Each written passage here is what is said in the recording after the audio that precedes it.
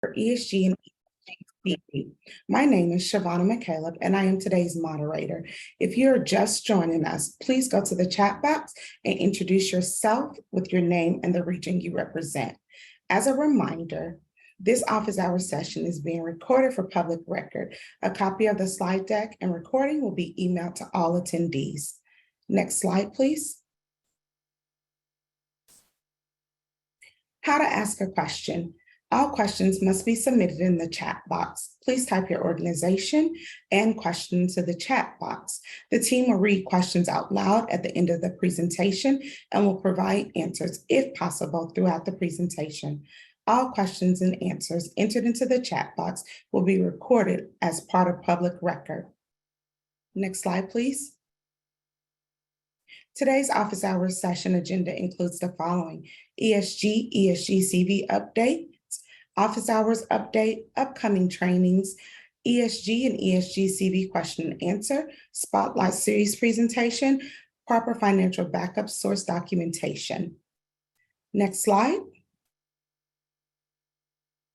And now I will hand it over to Sarah.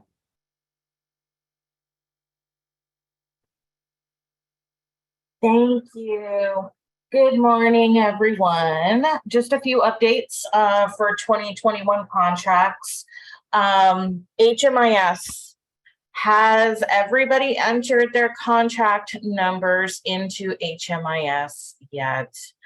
Remember, we have an HMIS setup guide on our website on the ESG homepage under the resources tab. Please note that this has to be completed for your 2021 contract no later than the end of this month in February. If you have questions or concerns on how to set this up, please reach out to me personally at my email, which is sarah.theobald@hcd.ca.gov. Also remember, if you've been awarded homelessness prevention funding and you have not turned in your updated policies and procedures for us to review and approve, you need to do so right away. We are not going to be reimbursing any HP expenses until the process has been completed and the expenditure deadline is actually nearing. If you need help or specific TA on the ESID assistant and how to complete your RFS, please reach out to us at the NOFA inbox at esgnofa@hcd.ca.gov and we'll provide the TA to you. Next slide, please. Avoid getting the STD 209s and of course reimbursement delays. So all of the 2021 contracts, I want to reiterate, the RFF process is done via the eCivis portal. It is not being done via email to your representative. So please make sure that you are submitting all of your requests within eCivis.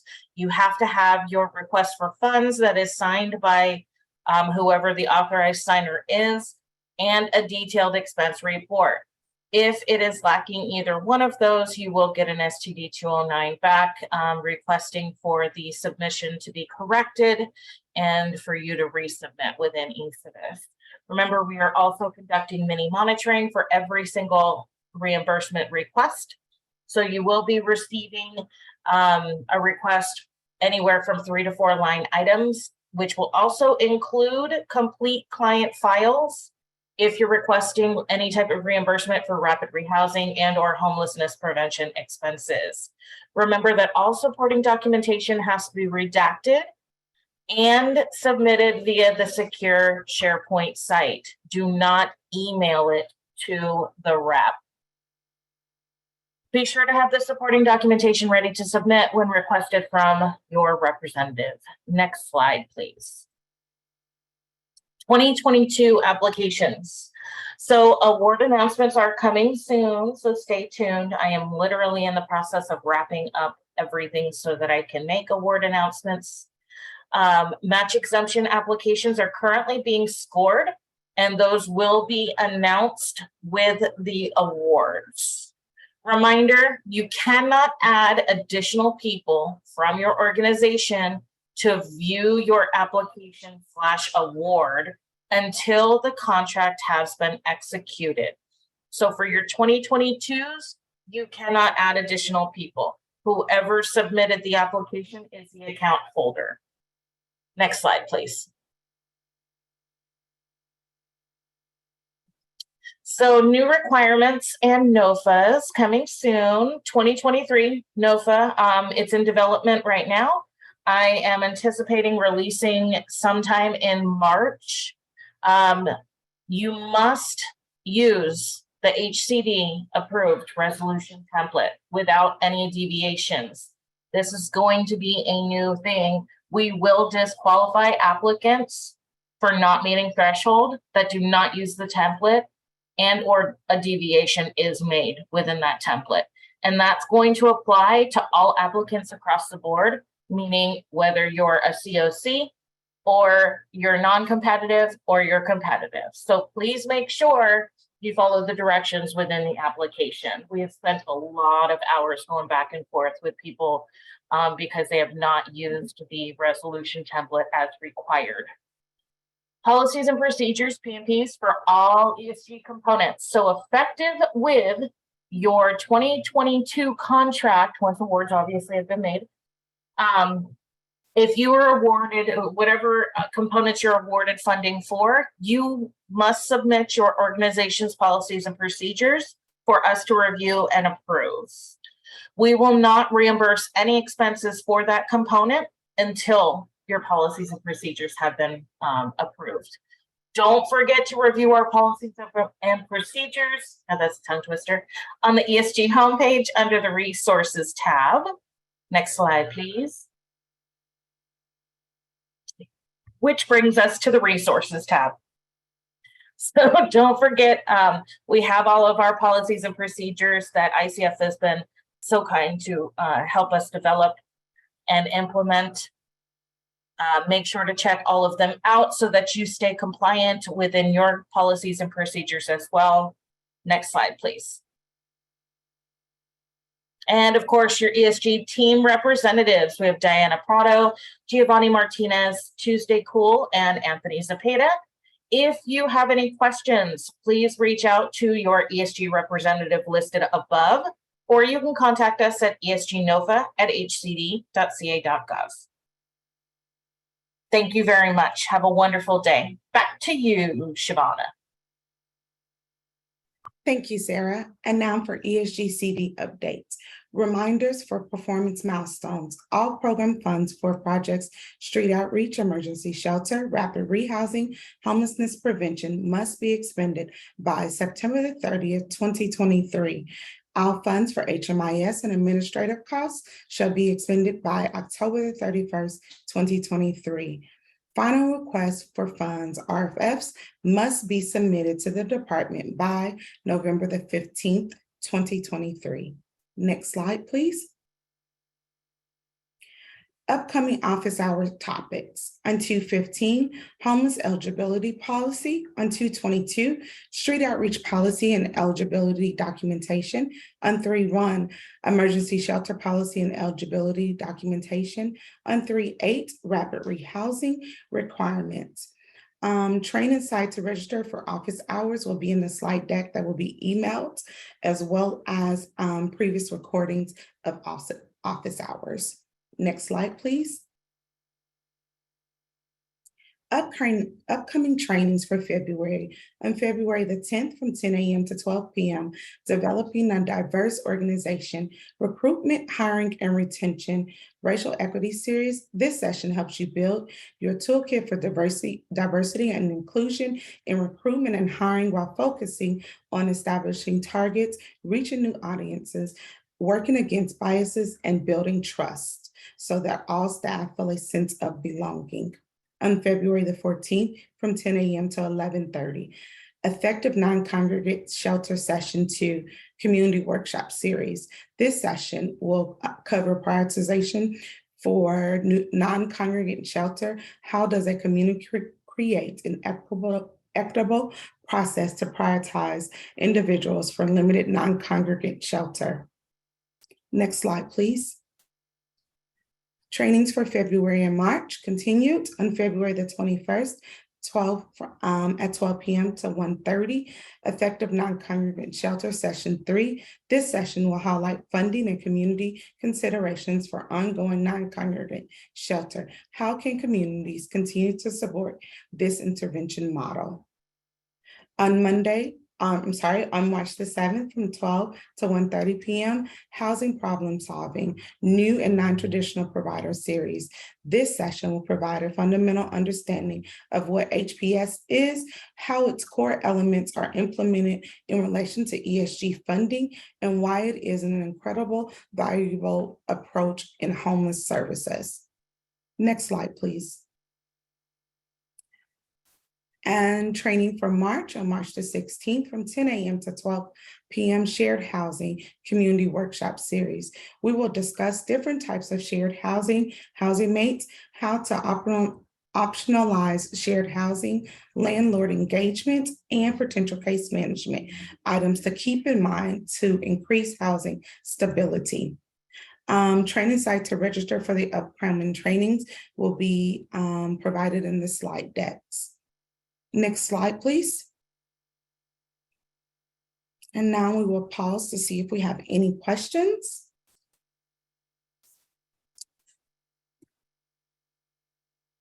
Okay, since there are no questions, next slide, please. How to contact us. If you have any further questions, please contact us, your annual ESG rep. For your annual ESG rep, please reach out to your ESG representative or ESG NOFA at HCD.ca.gov. For ESG CV, please reach out to your grant administrator. Next slide, please. And now I will hand it over to Erin for today's Spotlight Series presentation. Thank you, Shavana. So today for our Spotlight series, we are going to be talking about financial backup and source documentation. I'm Erin Rutherford. I'm an ESG CV grant administrator, and I have my colleague here, Chris Andrews, who's going to be presenting with me. Chris, do you want to say hello? Good morning, everyone. Thank you for having us. Next slide, Taylor. So this might be the funnest or funniest slide that we have for the day. So we thought we'd start there. Sometimes financial backup definitely makes you feel like you're home alone, but we are here to support you through this and point out some of the various resources that are available to you and answer any of your questions about financial backup. Next slide. So now I'm going to talk briefly about HCD's financial documentation requirements for ESG and ESG CV. ESG and ESG CV subrecipients and their sub-subrecipients are required to maintain sufficient source documentation for all of the costs that are charged to the ESG and ESG CV program. The goal of these records is to tell your story. So how in 5 years we could pick up your ESG program file and understand what you did, why you did it. Those records should show that the costs that were charged to your ESG or ESG CV grants are eligible, allowable, reasonable, and allocable. In order to be reimbursed by HCD for ESG and ESG CV activities, subrecipients are required to submit samples of backup documentation with their reimbursement request to HCD. For detailed guidance on this process, ESG CV subrecipients can refer to the RFF workflow that can be provided to you by your grant administrators if you do not have that copy. And I know ESG has their own process involving mini monitoring, like Sarah has mentioned previously. So if you have any questions about that, for annual ESG, you can reach out to your annual representative. And now I'm going to hand it back to Chris to talk us through specific examples of documentation requirements. Taylor, you want to go to the next slide? Great, thank you, Erin. So as we think about financial source documentation and what backup documentation you need, we're really coming from two different pieces of the regs. First in the ESG regs in Part 576, 576 500U kind of lays out the requirements for all records, programmatic and financial, right? That we're retaining all of the supporting documentation that it was an allowable cost for that program component. If you do have an activity with program income, and if we move into activities generating program income, they are keeping records of that.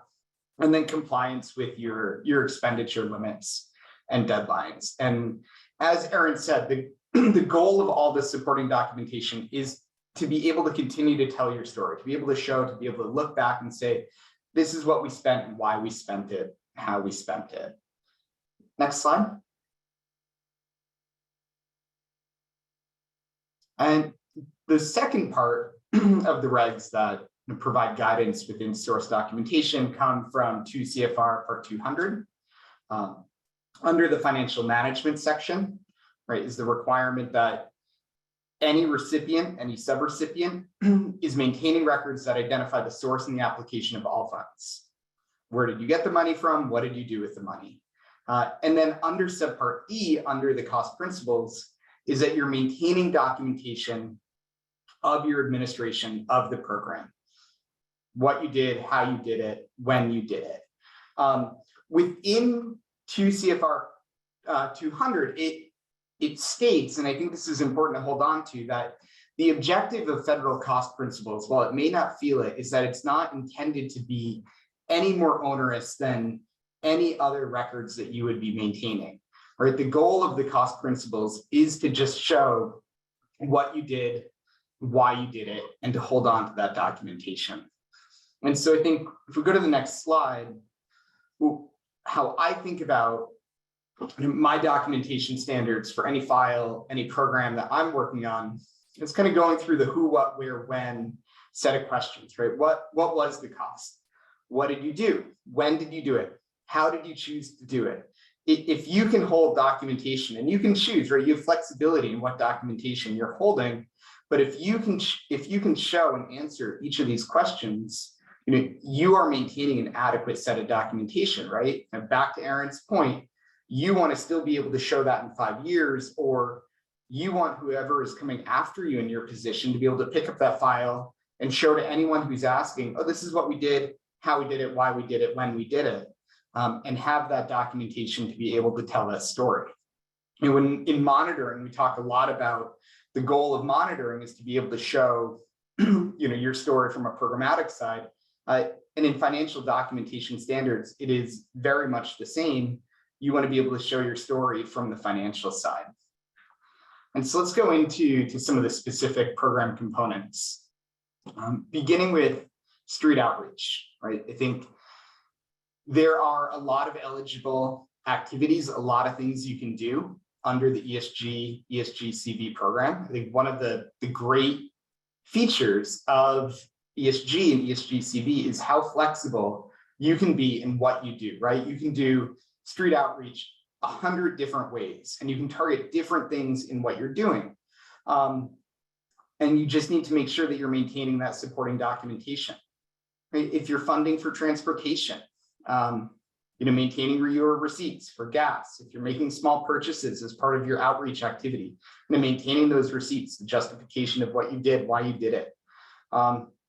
You might do procurement, or you might have a vehicle lease. You might be buying a vehicle. You might be buying multiple vehicles, and making sure you're maintaining documentation of that procurement, of that selection of those goods. Again, kind of staying in the transportation, right? If you have mileage, where were you going? When were you going? Why were you going there? And maintaining that and having a log that shows that. For staff, having timesheets, having your payroll or your pay stubs.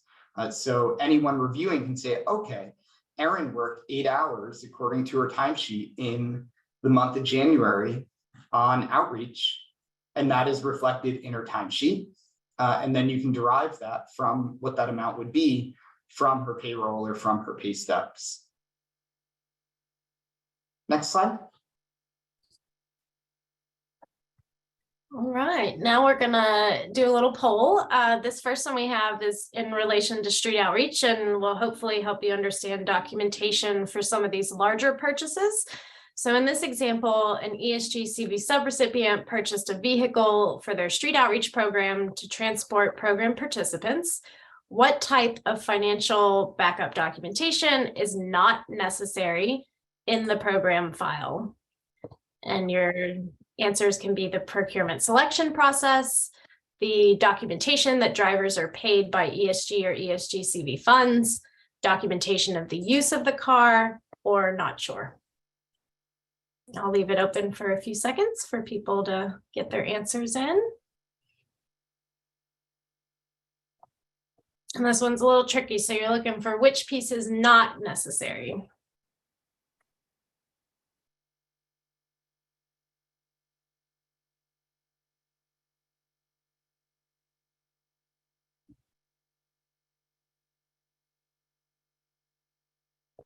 I have no poll answers so far. I'm not sure if there's an issue with the polls or if people are just stumped on this question. Erin, I've got answers. Do you want me to go ahead and end the poll and put the poll up there? For some reason, it's not showing me people that participated. So yeah, if you don't mind, Kristen. Are you able to see the results as they're being shared? We are. Oh, yep, we are. Okay. So when we think about what is and is not necessary in the program file, if you're buying or if you're leasing a vehicle, you do want to keep your selection process, how you acquired that vehicle, how you procured, using procured as a broad word. And you do want to keep documentation of the use of the car. You're buying the car for the purpose of ESG, CB, street outreach. You want to make sure that you're showing that documentation that we indeed use that vehicle for what we intended to buy it, or you want to be able to show that. What you don't need is that documentation that the drivers are being paid by ESG, CB funds, right? The drivers could be paid by another federal fund, a state fund, local, private, foundation money, whatever it may be, as long as that vehicle is being used to carry out an eligible activity. And as long as you're maintaining that documentation, maintaining the documentation of how you acquired that vehicle, you are meeting that documentation standard. Let's go ahead to the next slide. So moving to emergency shelter, right? And within emergency shelter, again, like outreach, you can be doing a lot of different things, right? From rehab and renovation to operations, to paying utilities, paying insurance. There's quite a bit that you can be doing, providing services. And so again, the supporting documentation can be, quite broad. If you're buying supplies, you want to be documenting with a receipt and the use. If you're paying for staff time for operating the shelter or staff time for services, maintaining those timesheets and payroll and pay stubs. I think as we talk about timesheets, and we've, I think, talked about this in other Spotlight series, is you want to make sure that that timesheet is not just saying, oh, Erin worked 8 hours in the past week. You want to be able to at least have some indication of what those 8 hours were, what she was doing in that time, and where you're not just putting a number with no explanation, no detail. If you're purchasing food, right, having receipts for those purchases, showing what the use is, right? And that can be kind of general, that you provide meals, you're providing snacks, you're providing other food kind of within the shelter, and just being able to connect that dot. So again, in 3, 4, or 5 years, you can tell that story. If you're paying rent, making sure that you've got a copy of your lease that's showing, oh, this is what we pay on a monthly basis, that is in our lease. If you're paying your insurance, same thing, copy of your invoice for your insurance policy. If you're buying furnishings, maintaining those receipts, being able to show what the use is, documenting the use.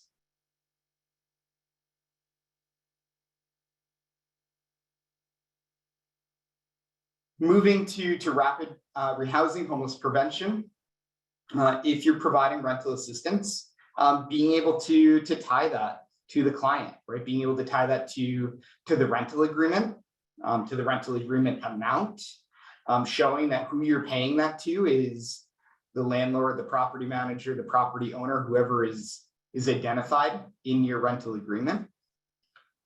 If you're paying storage or moving fees, again, being able to both associate that with the client and being able to maintain the receipt documentation.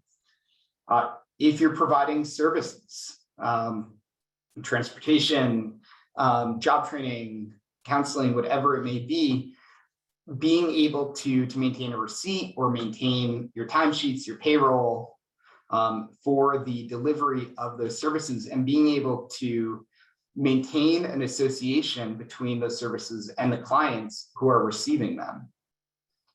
And then again, talking about staff time, being able to keep your payroll, your pay stubs, your timesheets, that documentation. Next slide.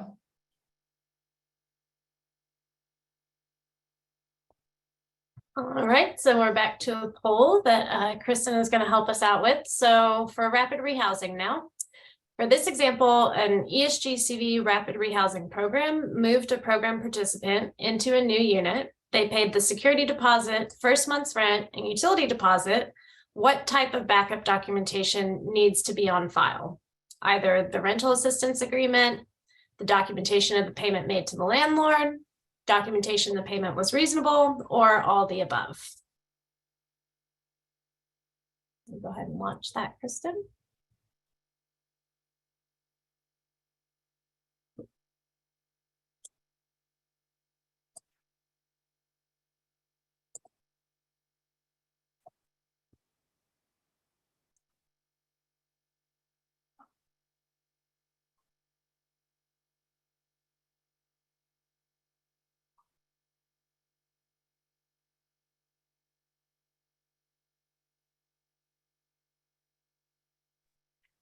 Okay. Oh, go ahead, Chris. Sorry. Yeah, so the preponderance of you said all of the above, and that is the documentation that you would be looking for. That would be your source documentation.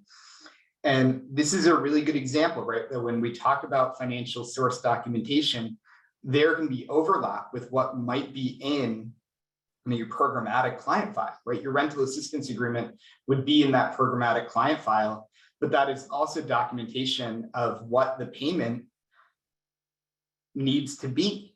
And then you want to have the documentation of payment made to the landlord, right? A copy of the check. If you're paying online, the receipt provided through your online payment.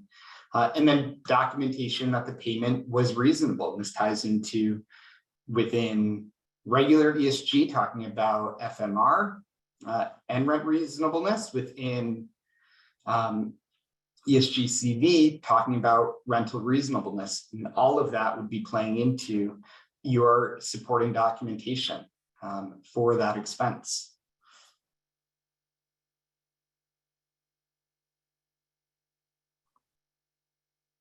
Moving to HMIS. Your supporting documentation, again, timesheets, payroll and pay stubs, right? Being able on those timesheets to show Erin was working within HMIS, and this is the time that she was dedicating to that line item within HMIS. If you're paying your fees for access to HMIS, if you're paying your utilities, right, within your HMIS share, if you're paying your rent within your HMIS share, being able to include that supporting documentation within your program file and financial file. Next slide. Admin, right? Again, sounding a little bit of a broken record, but again, keeping your timesheets, making sure those timesheets are still showing what you're doing, having a description to tie it to your ESG or ESG CV activity. You could be choosing to be paying your HMIS fees out of admin. You can be paying utilities, you can be paying rent, you can be training, right, which can also be its own line item within ESG CV, but within Formula ESG, you would be covering all of your training under your admin line item. And in all of those, being able to maintain the receipt and show the justification that that is indeed going to ESG related activities or supporting ESG activities. Next slide. All right, and this will get us into our last poll today. So we're going to have an example for administrative costs. For this question, an ESG CV subrecipient bills administrative costs to their grant for part of a program director's time. What type of backup documentation needs to be on file? Timesheet documentation showing supervision of the ESG grant. Job description indicating the program director oversees the ESG program. An organizational chart showing that ESG staff reports to the program director, or not sure. And I feel like this one's a little tricky because if anyone has gone through HCD monitoring yet, we have asked for all three of these types of documentation. So I'm looking forward to seeing Chris's answer.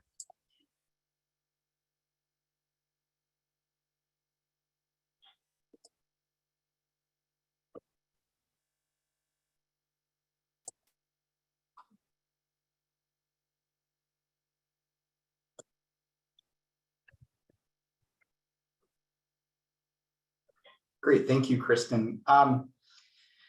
So I think Aaron's point, right, having a job description is something that we look at from a programmatic, an org chart is something that we look at from a programmatic, but from a financial documentation, if we are billing a program director's time, it would be looking for that timesheet documentation that the director was supervising ESG for that share of time, right? If Erin is overseeing an ESG grant, we would want to see on her timesheet that she was spending those 5, 10, 15 hours that week actively working within the ESG program and not just, her general time of supervising her whole organization.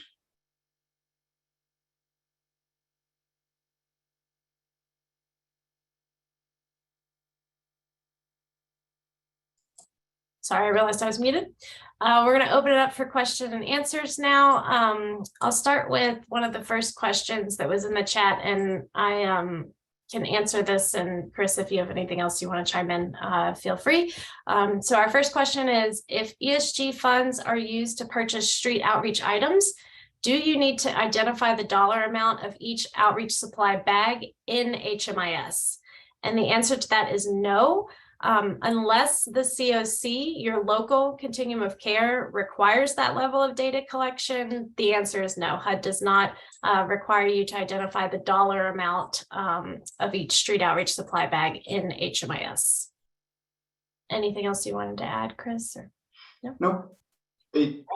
With the exception, if you are kind of customizing those bags, you do want to make sure that you have the supporting documentation to show kind of what was going into those customized bags. But generally, no, you're not doing it at a per item level. Thank you. All right, our next question we have in the chat for Miriam. So if we pay a standard landlord incentive for move-in, is the move-in documentation, such as the lease, rent reasonable, W-9, sufficient to explain a landlord incentive, or do we need specific incentive documentation? I'm gonna let you tackle that one first. Miriam, a great question. I think generally when paying a landlord incentive, you want to have some documentation to show why that incentive is necessary, right? Why you are needing to or choosing to be paying a landlord incentive. That can be qualitative data that you're providing. It can be other justification that you're providing, but you do need something to explain why that landlord incentive is necessary beyond the lease, the rent reasonableness, the W-9. That is all appropriate for the rent documentation. But if you're paying a landlord incentive, you need a justification of why, and then you also need to maintain documentation of what was paid in that incentive. Were you paying an additional security deposit? Were you paying an additional kind of move-in incentive fee? What was being paid? And I'll just add to that, in addition, like even having that documentation is important because, for example, in the state of California, I know you can only do 2 month or security deposit worth 2 months of rent. There's other restrictions on landlord incentives for exceeding no more than 3 times the rent. So having that documentation to show that, you are, meeting all the requirements that go under that landlord incentive is good. I see no other questions in the chat. Did anyone want to unmute themselves and ask a question or anything else people are wondering?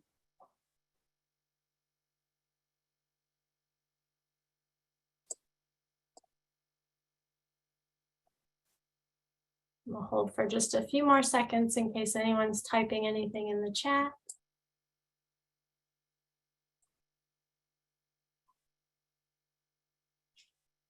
And I will say, if you ever have any questions, about acceptable types of backup documentation, please don't hesitate to reach out to, your ESG-CV representative or your annual representative.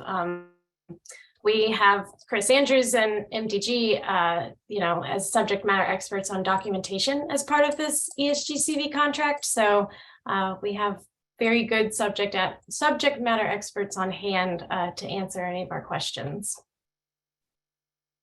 I do have something. I'm Leslie Johnson from Chico. Just about the policies and procedures we're supposed to submit. Where do we submit that? Because I'm not sure if we've submitted ours, but I'll be checking. I'm sorry, Leslie, can you say that one more time? I missed what you were submitting. Just how do we submit our policies and procedures? Oh, that is probably a question for Sarah Theobald, if you're talking about submitting your policies and procedures for the NOFA. Leslie, for the 2021 for the HP, or are you talking about for the 2022? Is it different? Yes, because if it's for the 2021, you're kind of on a time constraint because the grant ends in August. Yeah, so we have them. I'm just not sure if we submitted them. I'm going to check and see, but I'm not sure. Do I email them to somebody or? Yeah, email them to the ESG NOFA inbox for now, or you can email them directly to me and I'll make sure that it gets over to the actual rep. And then as far as 2022, we'll just upload them because as long as we already have them, you're not going to need to submit them for 2022 as well. Oh, okay. Thank you. You're welcome.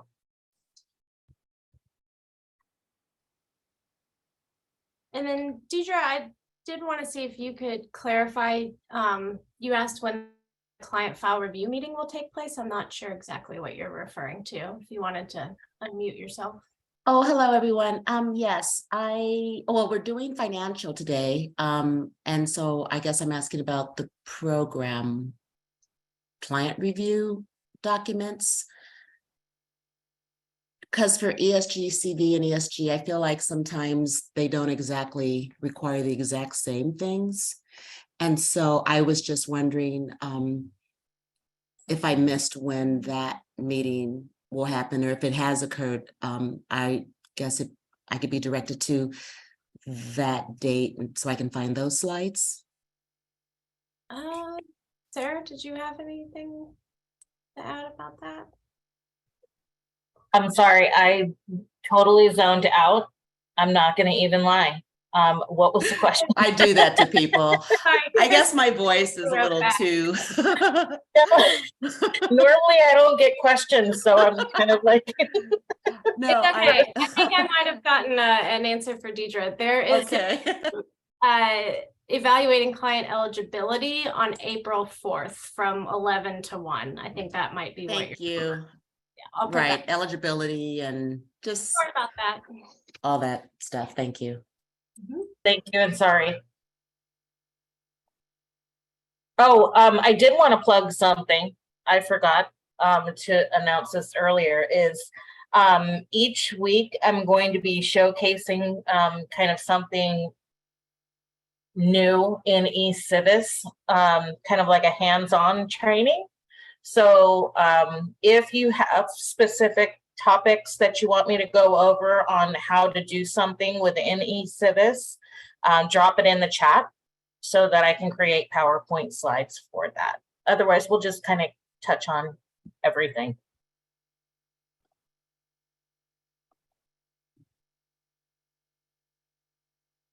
All right, well, if there's no other questions, I think we can wrap up for today. Thank you, Chris Andrews, for co-presenting with me today. It was nice to see you all, and we'll be back again next week. Thank you all. Have a good day. Thanks, everyone.